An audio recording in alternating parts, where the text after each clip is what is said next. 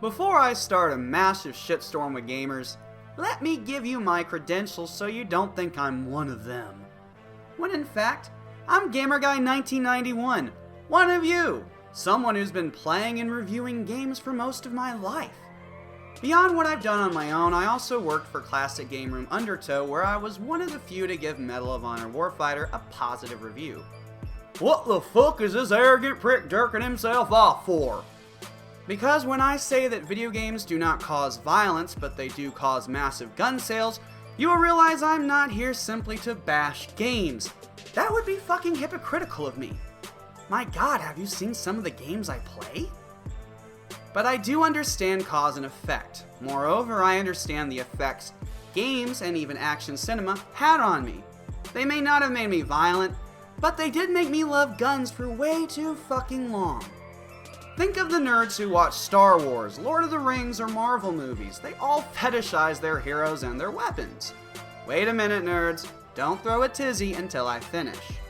When us geeks watch our favorite fantasies, we naturally want to have items that connect us closer to that world, and that is perfectly normal and okay. I mean, it's why you're still a virgin, but so long as you've made peace with that, then it's all good in the cul-de-sac. Let me paint a picture for you. The nerd who has a lightsaber on their wall uses that to connect to a memory from childhood of the hero they want it to be.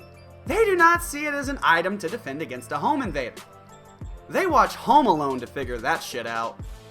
Well, my Colt 1911 inspires me. Well, Jim Bob, you know what? I can relate. The gun that inspired me in the way a lightsaber does for so many nerds was Bond's Walther PPK and later the P99. When I was a kid, all I wanted to be was Bond. James Bond. Which is where my fascination with firearms started. Yeah, I was a gun guy and at one point owned a few handguns, all of which I got rid of years ago. Just like my virginity, I no longer needed it. Which is exactly what should happen when you get older. You grow up and realize some of the shit that you thought was so rad is just plain bad. Gun ownership, that is. James Bond is still the fucking man. And it was that character that helped me understand this issue in a much greater light. Bond is a fantasy. It is no different than Star Wars. The same goes for Die Hard, Dirty Harry, and John Wick, or video games like Just Cause, Fortnite, Uncharted, and countless others. The only true difference between these fantasies and ones like Star Wars is in the eye of the beholder. When you watch a superhero movie, when you watch a Jedi duel with a lightsaber, you know it is a fantasy, even if the weapon is a sword. You still know it's all a fantasy. But what happens when that fantasy seems attainable? What happens when the people viewing the fantasy see it as an extension of real life? First off, I am not blaming the art, but I am pointing out the connections between cinema and gaming that lead to this fetish over firearms. If we ignore it, it'll only get worse. Just like that rash your grandmama gave me. Video games do not train mass shooters. They train consumers. Do you realize that games like Call of Duty pay millions to gun makers to license their designs for video games? Do you realize how gun manufacturers are making out like bandits for the simple fact that they understand while not all gamers are going to go and buy a gun to take to the range on weekends, a shit ton of them will. Just like a shit ton of brainwashed teenagers join the military-industrial complex due to Call of Duty. Is any of this the fault of the art? No, not yet.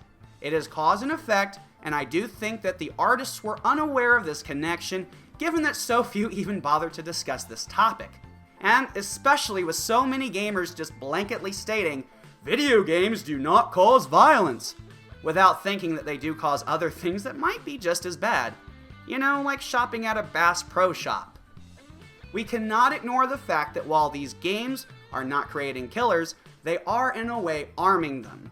If we do not discuss these things as adults and realize that these games are having an effect, then we do not deserve the games in the first place. We have to be able to be objective about the things we love, lest that love turn sour.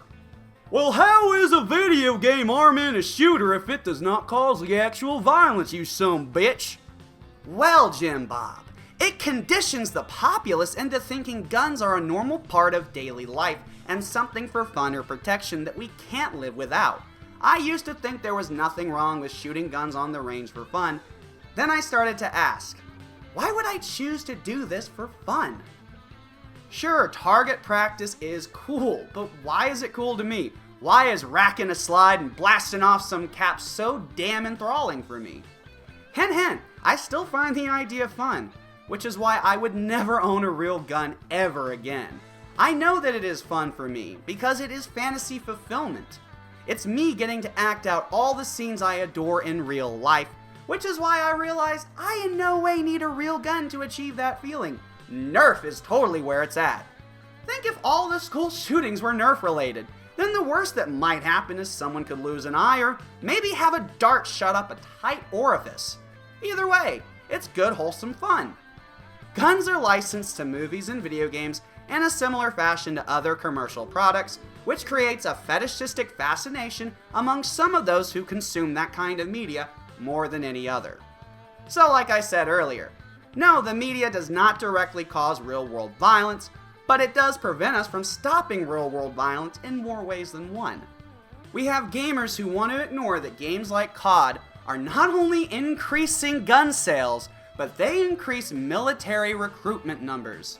Why is that so bad? The military protects us from terrorism. Jim Bob, number 1, the military starts more wars than they end. Number 2, impressionable teenagers thinking war is fun, exciting, and something they will be good at and able to make a living off of is deeply fucking disturbing. 17-year-old kids are not intellectually ready to make such a life-altering decision, especially not one that could result in their untimely demise. On the other side of the coin, we are breeding a whole new generation of gun owners who become enamored with guns due to their childhood memories. Is the answer getting rid of the games? Fuck no, because we can learn from art and because fantasy is perfectly healthy so long as people understand it as fantasy. And just for all those out there trying to read between the satirical lines, when I say is getting rid of games the answer and I say fuck no, that does not apply to guns. That is not satire. That's a fact.